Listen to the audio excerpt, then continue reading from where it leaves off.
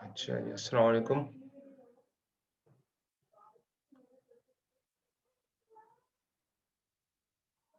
यहाँ तक हमने छोड़ा था।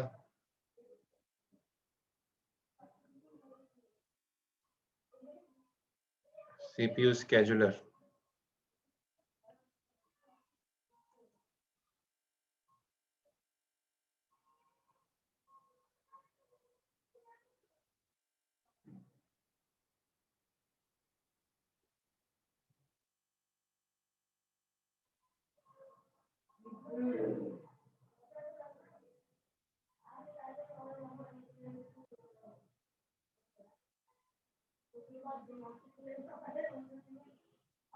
तो हमने ये देखा था सीपीयू स्केड्यूलर का काम क्या है।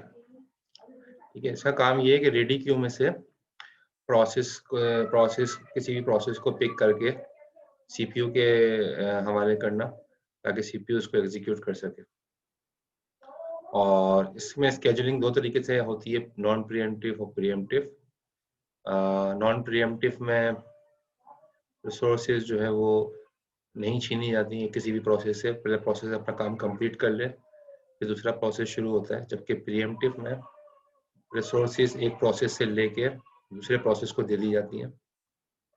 तो ये दोनों हमने कॉन्सेप्ट देखे थे और ये पिछले ब्रेक से पहले। अच्छा जी, डिस्पैचर की हम बात करते हैं।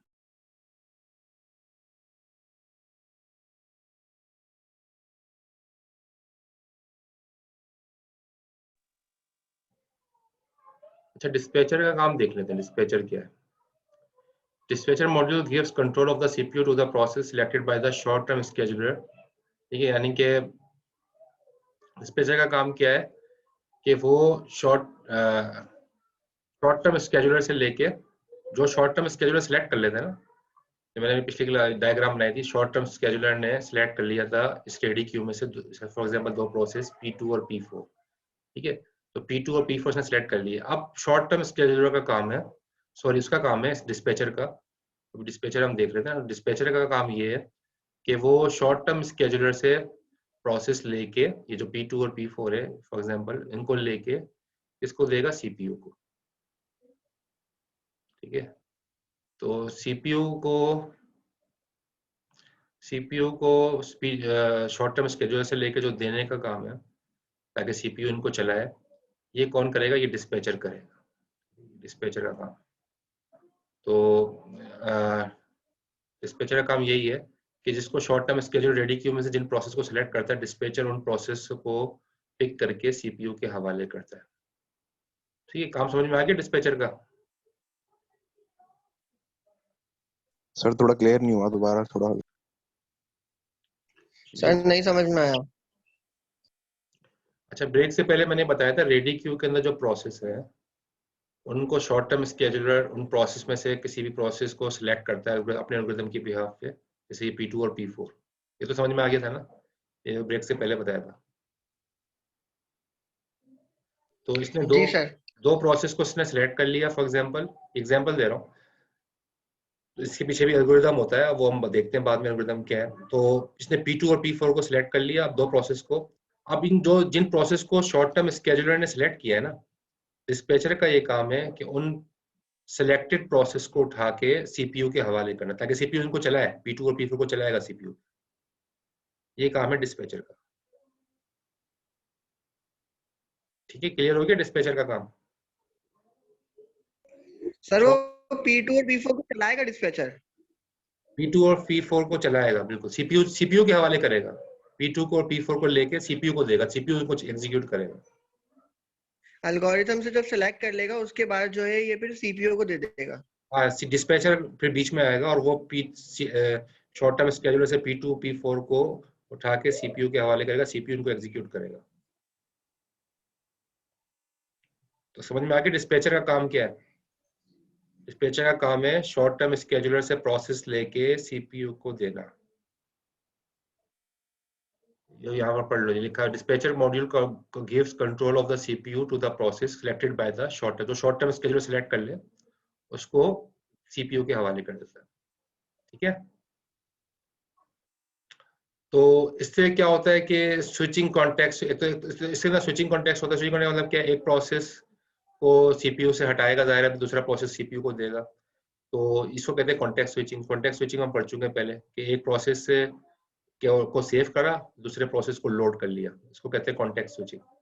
ठीक है, तो फिर स्विचिंग टू यूजर मोड, ठीक है, यूजर मोड से कर्नल मोड, कर्नल मोड से यूजर मोड, ये भी डिस्पैचर जाहिर है ये काम कर रहा होगा, क्योंकि जाहिर है जो प्रोसेस है वो यूजर कर्नल मोड पे, यूजर मोड पर होंगे, जो प्रोसेस है वो सारे यूजर मोड पे होंगे। डिस्पैचर उन प्रोसेसेस को उठा के यूजर के उसको सीपीयू के हवाले जब करेगा तो ये कर्नल मोड होगा, क्योंकि कर्नल मोड जो है वो ऑपरेटिंग सिस्टम का मोड है। तो ये डिस्पैचर का काम है।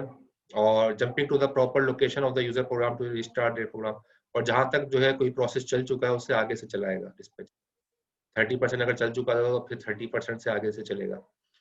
तो मैं दोबारा से डायग्राम बना के समझा देता हूँ। ये आपका रैम है, ठीक है, रैम के अंदर प्रोसेस रखे हुए हैं, मुख्तलिफ प्रोसेस हैं, P1, P2, P3, P4, और जो प्रोसेस रैम में रखे हुए होते हैं और चलने के लिए तैयार होते हैं उनको हम रेडी क्यू कहते हैं। ठीक है, P1, P2, P3, P4, तो इसको हम रेडी क्यू कहते हैं। ये रेडी क्यू है आपकी। रेडी क्यू के अंदर वो प्रोसेस जो अभी एग्जीक्यूट होने के लिए तैयार है।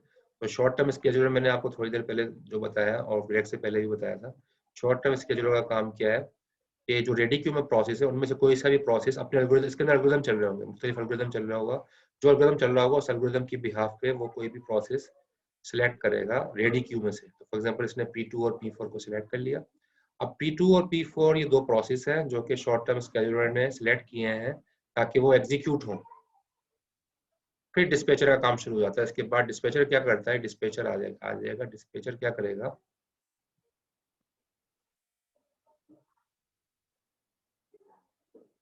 डिस्पैचर आ गया, ठीक है। डिस्पैचर क्या करेगा कि इन प्रोसेस को जो है ना, जो चला रहा है, जो एसटीएस ने शॉर्ट टर्म स्केड्यूलर ने पिक किए थे, उनको उठा के किसके हवाले कर देगा, सीपीयू के। अब सीपीयू इनको एग्जीक्यूट करेगा। तो और जाहिर है इसका अंदर जो है वो डिस्पैच करने में टाइम लगता है, क्योंकि एक प्रोसेस को सेव करेगा फिर दूसरे प्रोसेस को लोड करेगा सीपीयू के हवाले करने के लिए। तो जो टाइम लगता है एक डिस्पैचर को सीपीयू तक पहुंचाने के लिए, तो यहाँ जैसे लिखा हुआ है, time it takes for the dispatcher to stop one process and start another process. एक प्रोसेस को रोकेगा सीपीयू को, कहेगा रुक जाओ अभी P2 आ रहा है, फिर कहेगा रुक जाओ अभी P4 आ रहा है। तो एक प्रोसेस को रोक के दूसरा प्रोसेस जो है वो स्टार्ट करेगा। स्टार्ट करने को कहते हैं डिस्पैच लेटेंसी, यानी कि ये वो लेटेंसी है, वो डिले है जो डिस्पैचिंग के दौरान आता है, क्योंकि डिस्पैचर मुख्तलिफ प्रोसेस जो है वन बाय वन सीपीयू को देता है और एक किसी प्रोसेस को रुकवा के दूसरा प्रोसेस देता है, तो इसको कहते हैं डिस्पैच लेटेंसी। तो सबका काम क्लियर हो गया, शॉर्ट टर्म स्केड्यूलर का काम क्लियर हो गया होगा, को डिस्पैचर का काम क्लियर हो गया होगा, डिस्पैच लेटेंसी किसे कहते हैं ये भी क्लियर हो गया होगा। कोई क्वेश्चन तो नहीं है?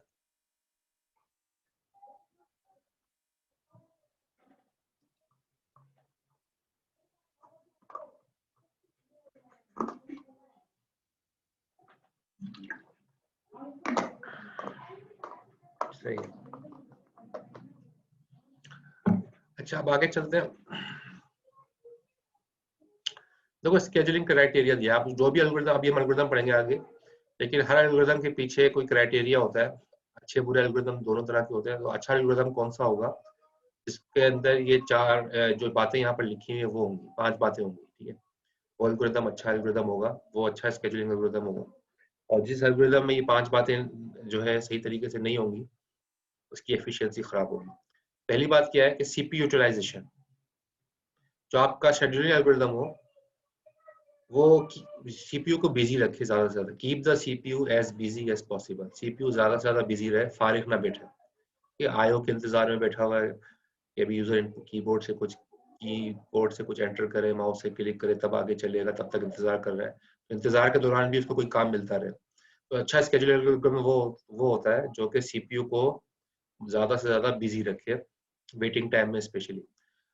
अच्छा फिर थ्रूपुट, थ्रूपुट किसे कहते हैं, number of processes that complete their execution पर time unit.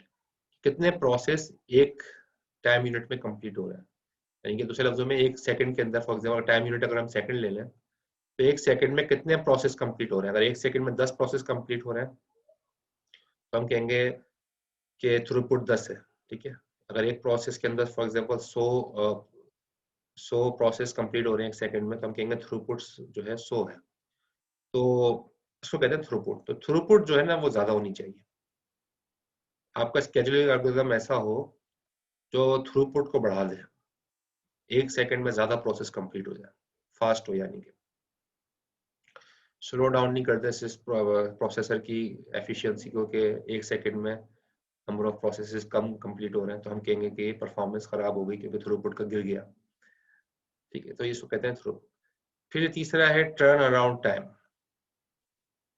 Turn around time का मतलब क्या है? Amount of time to execute a particular process. एक प्रोसेस एग्जीक्यूट होने में कितना टाइम ले रहा है। ठीक है, तो वो उसको कहते हैं टर्न। अब देखो, उसमें एक प्रोसेस जब एग्जीक्यूट हो रहा है तो जाहिर है उसका कभी प्रीएम्पशन होगी, तो कभी उससे प्रोसेस रिसोर्सेज छीन ली जाएंगी, फिर वो वेटिंग में चला जाएगा, फिर उसको रिसोर्सेज दे दी जाएंगी, फिर वो चलने लग जाएगा, फिर उससे रिसोर्सेज छीन ली जाएंगी, फिर वेटिंग में चला जाएगा। लेकिन एक वक्त ऐसा आएगा कि वो प्रोसेस कंप्लीट हो जाएगा। ठीक है, तो जैसे यहाँ पर लिखा है, पढ़े the interval from the time of submission, जब प्रोसेस सबमिट हुआ of a process to the time of completion, और जब प्रोसेस कंप्लीट हुआ। ठीक है, सबमिशन टाइम से लेके प्रोसेस के कंप्लीशन टाइम तक जो टाइम होता है वो टर्न अराउंड टाइम कहलाता है। इसके अंदर प्रोसेस ने जितना भी वेट किया होगा वो सारा दाखिल है। ठीक है, तो वो सारा यानी कि पूरा टाइम जिसमें प्रोसेस कंप्लीट हुआ इंक्लूडिंग वेटिंग टाइम, वो कहलाता है टर्न अराउंड टाइम। तो टर्न अराउंड टाइम भी कम से कम होना चाहिए। आपका स्केड्यूलर एल्गोरिथम ऐसा हो जो टर्न अराउंड टाइम को भी मिनिमाइज करे, थ्रूपुट को मैक्सिमाइज करे। थ्रूपुट बढ़ेगा, नंबर ऑफ प्रोसेस 1 सेकंड में ज्यादा कंप्लीट होने चाहिए, और टर्न अराउंड टाइम जो है वो कम होना चाहिए, यानी कि एक प्रोसेस जल्दी अपना काम कंप्लीट कर ले। अगर ये टर्न अराउंड टाइम बढ़ा होगा तो हर एक प्रोसेस अपना टाइम ज्यादा ले रहा है कंप्लीट होने में, तो उसको कहेंगे कि एफिशिएंसी जो है इस एल्गोरिथम की अच्छी नहीं है, क्योंकि टर्न अराउंड टाइम बढ़ गया है। Turn around time is the sum of the period spend waiting. ठीक है, जो यहाँ पर लिखा हुआ है मजीद एक्सप्लेनेशन में, टर्न अराउंड टाइम क्या है? जितनी देर सारे प्रोसेस ने वेट किया, जो वेटिंग में अंदर जो टाइम है, ठीक है ना, जो मेमोरी के अंदर आने का, जो मेमोरी में आ गया है, वेट कर रहा है, या waiting in the ready queue में वेट कर रहा है, या एग्जीक्यूटिंग ऑन द सीपीयू में एग्जीक्यूट हो रहा है, या कोई आईओ ऑपरेशन परफॉर्म कर रहा है, वो सारा टाइम ऐड होगा, उन सबका सम सारा टाइम ऐड होगा, उसको हम कहेंगे टर्न अराउंड टाइम। ठीक है, तो जो अच्छी जो डेफिनेशन हो यही है कि जो जब प्रोसेस सबमिट हुआ उस वक्त से लेके जब प्रोसेस कंप्लीट हुआ उस वक्त तक जितना भी टाइम लग रहा है टोटल, वो है टर्न अराउंड टाइम। इसके बाद है वेटिंग टाइम।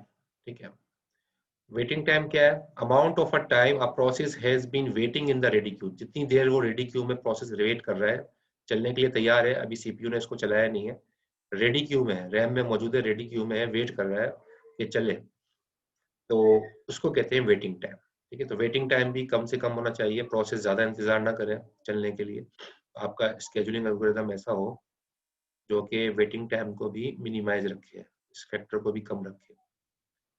और last one is response time. Response time क्या है? Amount of time it takes from when a request was submitted until the first response.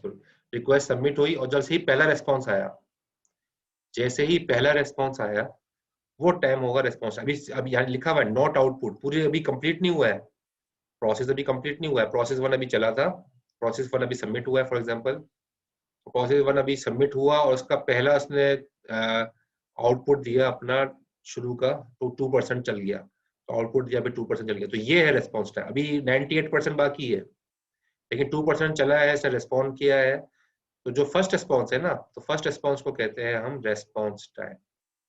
First response को कहते हैं हम रेस्पॉन्स टाइम।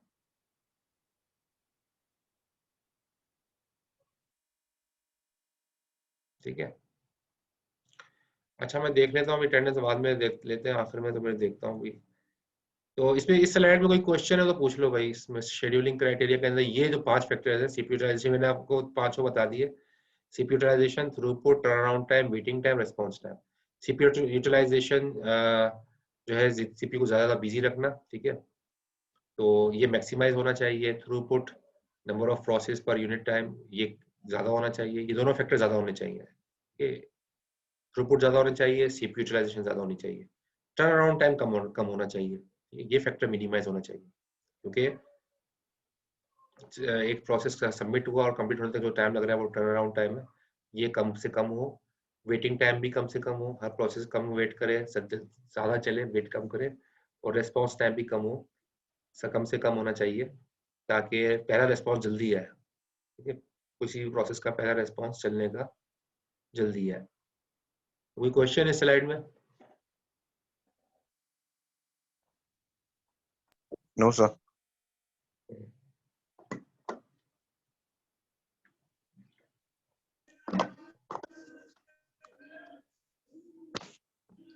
नेक्स्ट स्लाइड में तो ये बात वाकई जो मैं कह रहा था, सीपीयू यूटिलाइजेशन मैक्सिमम हो, थ्रूपुट मैक्सिमम हो, टर्न अराउंड टाइम मिनिमम हो, वेटिंग टाइम मिनिमम हो, रेस्पॉन्स टाइम मिनिमम हो। ठीक है, तो ये एल्गोरिदम अच्छा होगा। शेड्यूलिंग एल्गोरिदम ऑप्टिमाइजेशन क्राइटेरिया यही है कि ये जो फैक्टर हैं दो, ये मैक्सिमाइज होने चाहिए, ये जो 3 फैक्टर्स हैं ये मिनिमाइज होने चाहिए। तो वो हम कहेंगे कि वो एल्गोरिदम अच्छा एल्गोरिदम है, एक ऑप्टिमल एल्गोरिदम है जो कि एफिशिएंसी जो है वो सीपीयू की बढ़ा देगा और प्रोसेस हमारे अच्छे से तेजी के साथ एग्जीक्यूट हो रहे होंगे।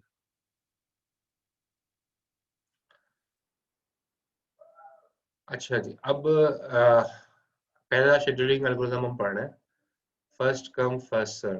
First come first serve scheduling algorithm, ये हमारा पहला शेड्यूलिंग एल्गोरिदम है, इसको हम पढ़ने जा रहे हैं।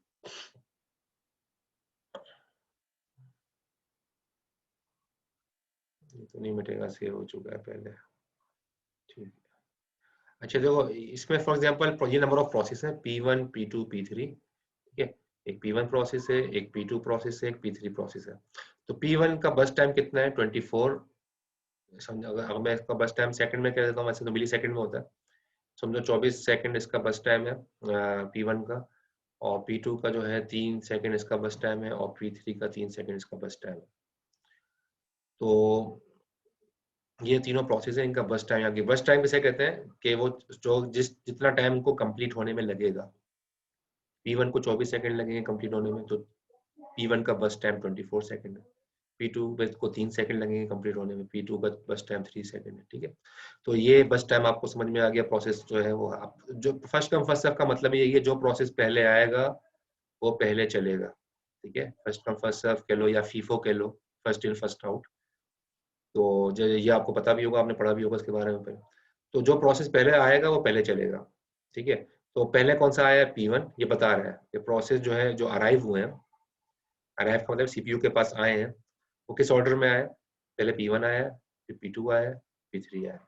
तो जब पहले P1 आया है तो P1 को पहले एग्जीक्यूट करेगा। P1 का कितना बस टाइम है? 24 सेकेंड। तो आप यहाँ देखो, ये 24 सेकेंड 0 से लेके 24 तक ये P1 चल रहा है। ठीक है, ये P1 चल रहा है 0 से लेके 24 तक। तो ये पहला प्रोसेस आया था, पहला प्रोसेस चला दिया गया, इसका टाइम बस टाइम ज्यादा था 24। बाद में फिर P2 आया। P2 जो है, हो सकता है P2 जो है वो अगले ही सेकंड में आ गया हो, यानी कि जैसे 0 के बाद 1 सेकंड पे आ गया हो सकता है P2, लेकिन P2 वेट करेगा क्योंकि P1 चल रहा है। P1 जब तक कंप्लीट नहीं होगा, P2 उस वक्त तक वेट करेगा। तो P2 अभी शुरू में ही, फॉर एग्जांपल यूं समझ लो, शुरू में ही आ गए थे ये, लेकिन पहले P1 आया था, फिर P2 आया था, फिर P3 आया था, शुरू में ही आ गए थे ये 0 सेकंड पे। लेकिन पहले P1 आया था, फिर P2 आया था, फिर P3 आया था। तो P1 पहले चलेगा, और P1 ने जो है वो 24 तक चला। जब 24 तक चला तो P2 ने उसके बाद चलेगा, क्योंकि P2 जो है वो P1 के बाद आया है। तो P2 का कितना बस टाइम है? P2 का बस टाइम कितना है? P2 का बस टाइम है 3। ठीक है, P2 का बस टाइम 3 है। तो फिर 3 सेकंड चलेगा 24 से 27। ठीक है, 3 चला। फिर P3 स्टार्ट हो जाएगा। P3 का बस टाइम कितना है? P3 का बस टाइम भी 3 है। तो भी ये 3 सेकंड चलेगा 27 से 30। ठीक है, तो ये टोटल जो है चलने का था। अब वेटिंग टाइम हम निकालते हैं कि किस प्रोसेस ने कितना वेट किया। तो P1 ने कितना वेट किया? P1 ने तो वेट ही नहीं किया, क्योंकि जाहिर है P1 सब आते ही चल गया, क्योंकि इसको पहले नंबर पे रखा गया था। तो P1 आते ही चल गया, तो P1 ने तो कोई वेट यहाँ पर किया ही नहीं। ठीक है, P1 का जो है टाइम है वो 0 सेकंड है। जबकि P2 का जो P2 ने कितना वेट किया? P2 ने कितना वेट किया, या आप देखें P2 है, P2 ने 24 सेकंड वेट किया, 24 के ऊपर जाके फिर P2 चला। तो P2 का वेटिंग टाइम यहाँ पर लिखा है 24 सेकंड। और P3 ने कितना वेट किया? P3 ने वेट किया 27 सेकेंड। ठीक है, 27 सेकेंड के बाद P3 चला, तो P3 का जो है वेटिंग टाइम है 23 सेकेंड। अब तीनों को ऐड कर दिया, 0, 24, 27, तीनों को ऐड कर दिया और डिवाइड कर दिया 3 से, क्योंकि 3 प्रोसेस थे, P1, P2, P3 3 प्रोसेस थे, तो 3 से डिवाइड कर दिया, तो जवाब आया 17 सेकेंड, जो कि आपका एवरेज वेटिंग टाइम है। तो एवरेज वेटिंग टाइम इसका 17 सेकेंड है। तो इसमें ड्रॉबैक एक है, और क्या ड्रॉबैक है कि P2 और P3 स्मॉल प्रोसेस थे, छोटे प्रोसेस थे, लेकिन चूंकि उनका नंबर बाद में था तो इन्होंने वेट ज्यादा किया। P1 शुरू में आ गया था, बड़ा प्रोसेस पहले आ गया था, तो सारे छोटे छोटे प्रोसेस का जो है ना वो वेटिंग टाइम जो है ना वो बढ़ गया, क्योंकि बड़ा प्रोसेस पहले आ गया। तो 24 सेकंड का था, तो 24 सेकंड तक ये छोटे छोटे प्रोसेस जो है वो वेट करते रहे। तो ये इसका ड्रॉबैक है, फर्स्ट कम फर्स्ट सर्व का यही ड्रॉबैक है कि अगर फॉर एग्जांपल अगर बड़ा प्रोसेस पहले आ जाए तो छोटे प्रोसेस जो है ना वो वेटिंग में हो जाते हैं, ज्यादा उनका वेटिंग टाइम बढ़ जाता है कि बड़ा प्रोसेस जो है पहले कंप्लीट होगा तो छोटे चलेंगे। तो इसको कहते हैं convoy effect. Convoy effect. Sir ji पूछे, सवाल पूछना। सर मैं ये पूछ रहा हूँ, ये जो आप इसका बता रहे हैं, ये तो फीफो मतलब फर्स्ट कम फर्स्ट सर्व वाला काम कर रहा है, तो अगर इसमें माउस की कमांड अगर कोई आ जाती है, मतलब माउस का प्रोसेस आ जाता है या जी जी, प्रिंट का प्रोसेस आ जाता है, तो उसको किस तरह से हैंडल करेगा ये? हाँ ये आपने अच्छा सवाल किया। देखो फर्स्ट कम फर्स्ट सर्व जो एल्गोरिथम है वो है नॉन प्रीएम्प्टिव। नॉन प्रीएम्प्टिव का मतलब क्या है? रिसोर्स छीनी नहीं जाएंगी जब तक के पहले का टास्क कंप्लीट ना हो जाए। जब P1 चल रहा होगा तो अगर कोई किसी ने माउस क्लिक किया, कुछ भी किया, सबको कहेगा नहीं भाई फर्स्ट कम फर्स्ट सर्व है, माउस क्लिक विलिक में कुछ नहीं देख रहा। जब P1 कंप्लीट होगा फिर P2 की बारी आएगी। ये नॉन प्रीएम्प्टिव है। तो नॉन प्रीएम्प्टिव जो है वो जाहिर है इसमें वेटिंग टाइम ज्यादा हो जाता है, क्योंकि ये कहता है यही है कि भाई मैं जब तक प्रोसेस 1 कंप्लीट नहीं होगा मैं प्रोसेस 2 को नहीं दूंगा, मैं रिसोर्स छीनूंगा नहीं। सही है। तो first come first serve non preemptive algorithm है, और इसका ड्रॉबैक यही है कि ये इसमें नॉन प्रीएम्प्टिव की वजह से इसके अंदर मसाइल आते हैं ज्यादा। और कन्वाय इफेक्ट होता है। कन्वाय इफेक्ट का मतलब यही है कि बड़ा प्रोसेस पहले आ जाए और छोटे प्रोसेस जो हैं उसकी वजह से सारे ज्यादा वेट करें। कोई और क्वेश्चन तो नहीं है? क्लियर है ये बात, फर्स्ट कम फर्स्ट सर्व? अब देखो यहाँ पर अगली स्लाइड में देखो, यहाँ पर ये बता रहा है कि फॉर एग्जांपल P2 पहले आया, अगर P2 पहले आ गया, P3 बाद में आया, P1 आखिर में आया, तो P2 का वही 3 सेकंड है, 3 सेकंड चलेगा। फिर P3 आया, P3 का भी 3 सेकंड है, 3 सेकंड चलेगा। 0 से 3 तक P2 3, 3 से 6 तक P3 3 सेकंड चल गया। फिर आखिर में P1 आया। अब इस मरतबा बड़ा बड़ा प्रोसेस आखिर में आया। जब बड़ा प्रोसेस जो 24 सेकंड का था वो आखिर में आया, तो आखिर में आने की वजह से जो है ना अब इसको वेट करना पड़ रहा है बड़े प्रोसेस को, और बड़ा प्रोसेस भी कम वेट करेगा क्योंकि उससे पहले जो प्रोसेस है वो दोनों छोटे हैं। ठीक है, तो यहाँ पर कन्वाय इफेक्ट पैदा नहीं हुआ क्योंकि इत्तेफाक से यहाँ पर बड़ा प्रोसेस आखिर में आया है और छोटे प्रोसेस पहले आया। ठीक है, तो P1 का वेटिंग टाइम कितना हुआ?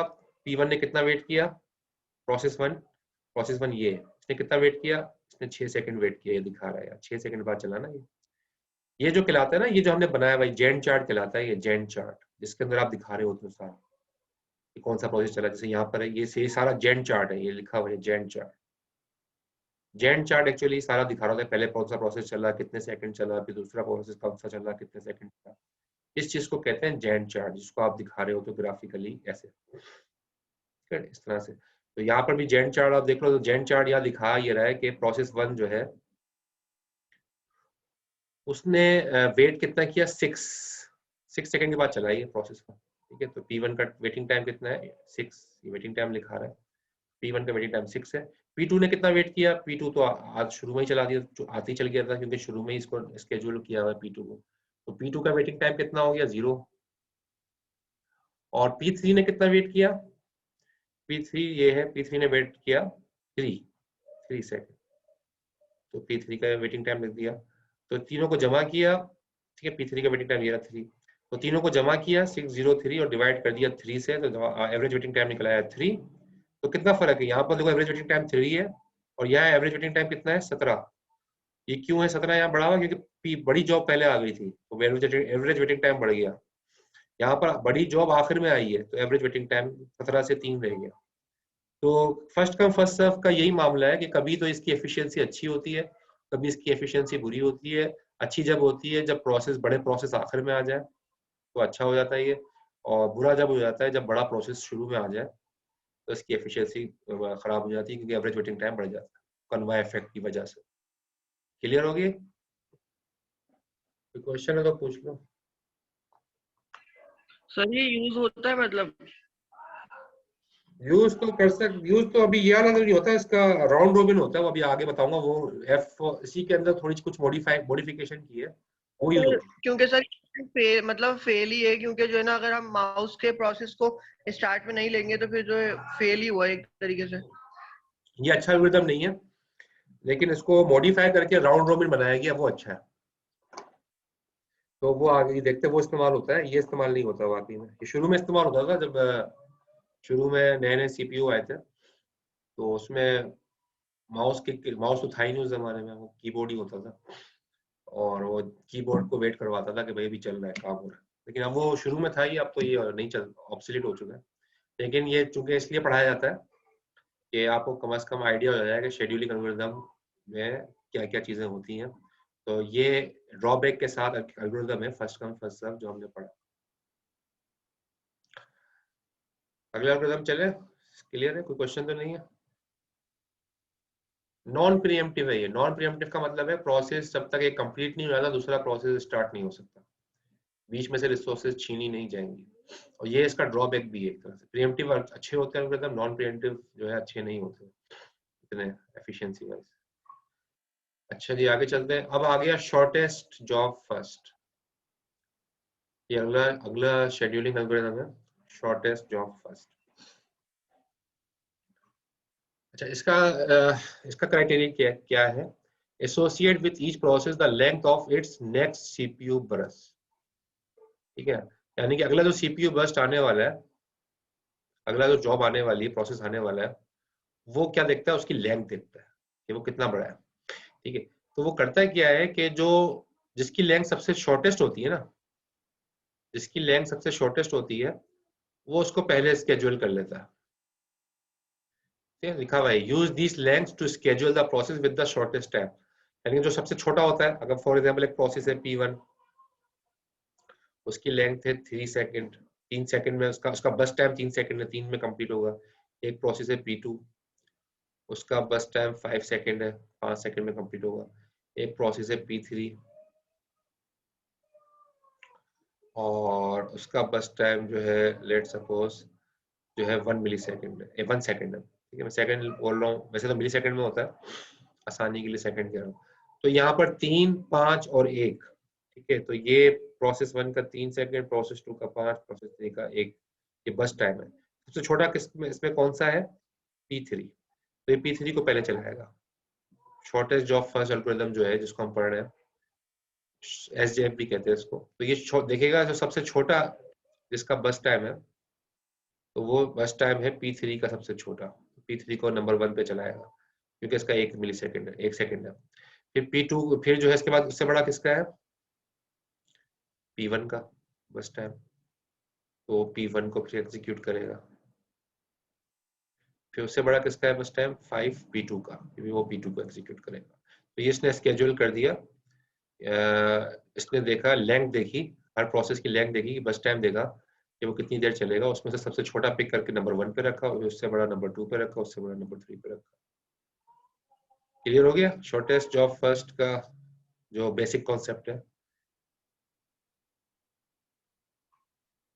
तो सीपीयू बस देखेगा और सबसे छोटा जो होगा उसी को पहले एग्जीक्यूट करेगा। अच्छा, अब इसमें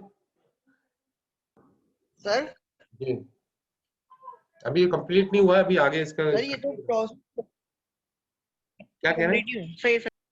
अभी आगे अगली स्लाइड में इसके एग्जांपल्स करा रहा हूँ। नहीं आप बता इसके एग्जांपल्स आएंगे।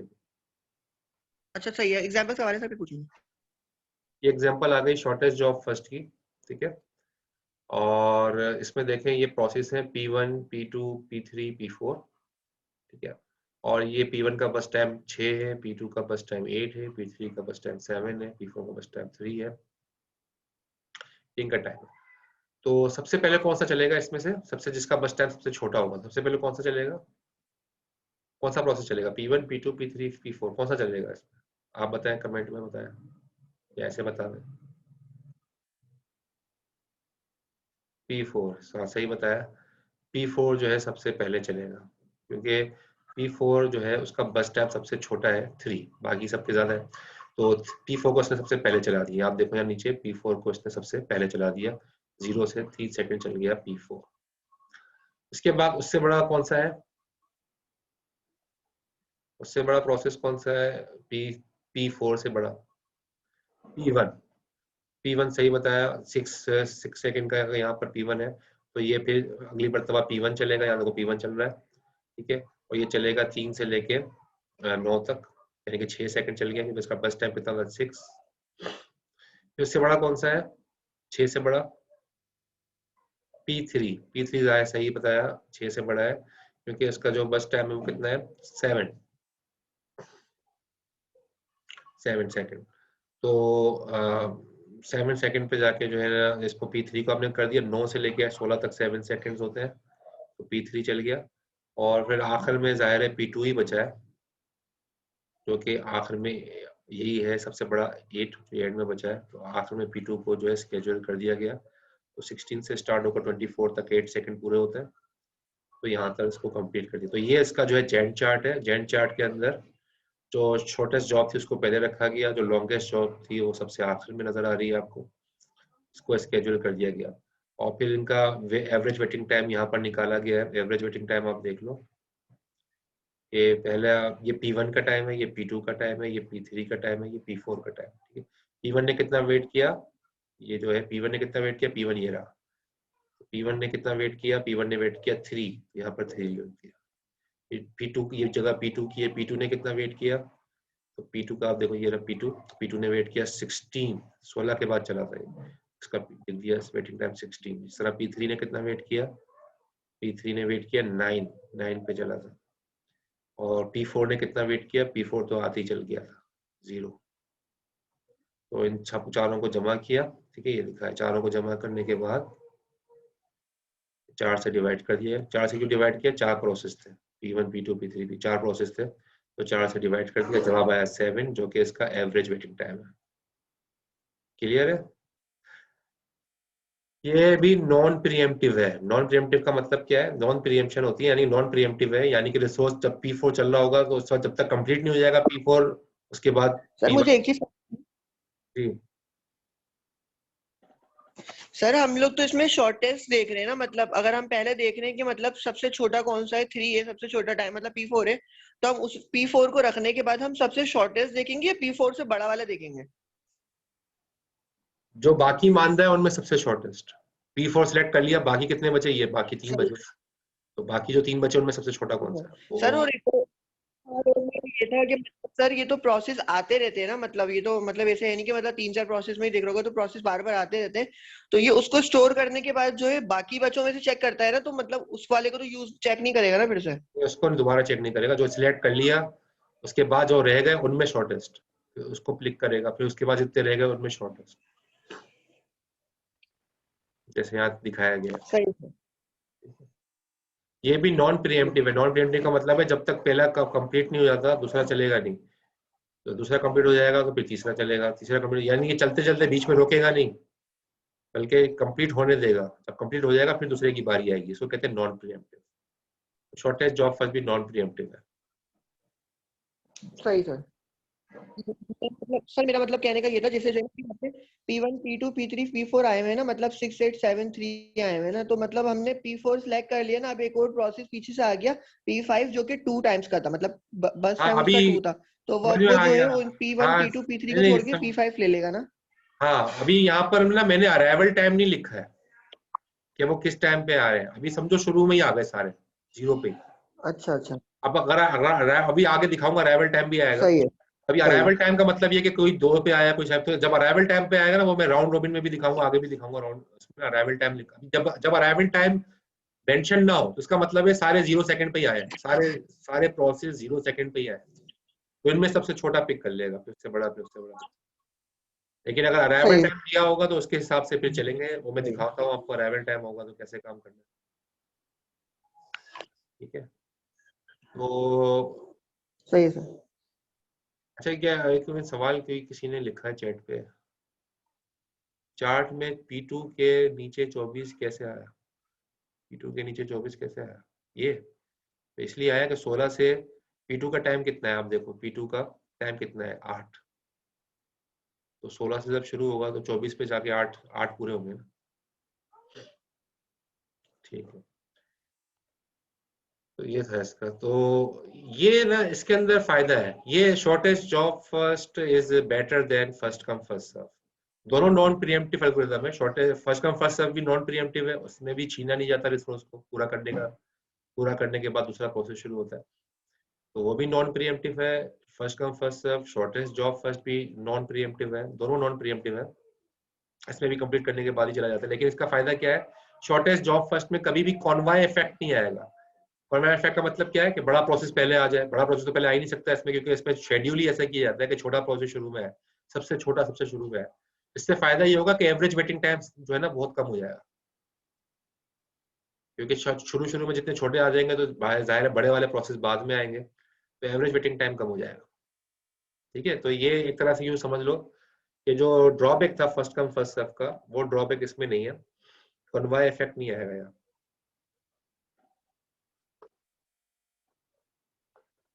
लेकिन इसके अंदर भी एक ड्रॉबैक है, शॉर्टेज जॉब फर्स्ट में भी एक ड्रॉबैक है। वो कौन सा ड्रॉबैक है? ठीक है, अभी तो यहाँ पर अराइवल टाइम मैंने लिखा नहीं है, अगर फॉर एग्जांपल प्रोसेस आते जा रहे हैं मुसलसल, ठीक है, वो अराइवल टाइम में दिखाऊंगा आपको आगे, प्रोसेस मुसलसल आते जा रहे हैं, P5 आया, P6 आया, P7 आया, P8 आया, और वो सब छोटे छोटे आते जा रहे हैं, कोई 1 सेकंड का, कोई 2 सेकंड का, कोई 1.5 सेकंड का, कोई आधे सेकंड का। अब छोटे छोटे प्रोसेस आते जा रहे हैं, तो बड़ा प्रोसेस जो 8 वाला है ये तो मुसलसल पेंडिंग में चला जाएगा ना, क्योंकि ये तो कहेगा कि पहले छोटे को मौका दो, बड़े को तो बाद में। तो अब छोटे छोटे ही मुसलसल आते जा रहे हैं, और 1 घंटा हो गया, 2 घंटे हो गया, उस मुसलसल छोटे प्रोसेस ही आ रहे हैं, और ये बेचारा वेट कर रहा है कि मेरी बारी कब आएगी P2, क्योंकि ये इसका टाइम ज्यादा था। तो ये भी एक प्रॉब्लम है जो शॉर्टेज जॉब फर्स्ट में होता है, यानी कि ये भी हो सकता है कि ये इसको चलने का मौका ही ना मिले, क्योंकि छोटे जॉब जो है मुसलसल आते जा रहे हैं, और बड़ा जो है मुसलसल पेंडिंग में है, जिसकी वजह से इसको चलने का मौका ही नहीं मिल रहा। इस चीज को कहते हैं स्टारवेशन। ठीक है, स्टारवेशन। वैसे तो स्टारवेशन जो है वो उसको भूख को कहते हैं ना, लेकिन यहाँ पर स्टारवेशन ये कहते हैं, यानी कि इसकी भूख ही नहीं मिट रही, क्योंकि ये बेचारा मुसलसल वेटिंग में है, तो ये भूखा ही है, तो ये स्टारवेशन में चला जाता है। तो वो प्रोसेस स्टारवेशन में चला जाता है, जो इसके अंदर शॉर्टेज जॉब फर्स्ट में स्टारवेशन, बड़े प्रोसेस के स्टारवेशन में जाने के चांसेस है। क्लियर हो गया इसका ड्रॉबैक?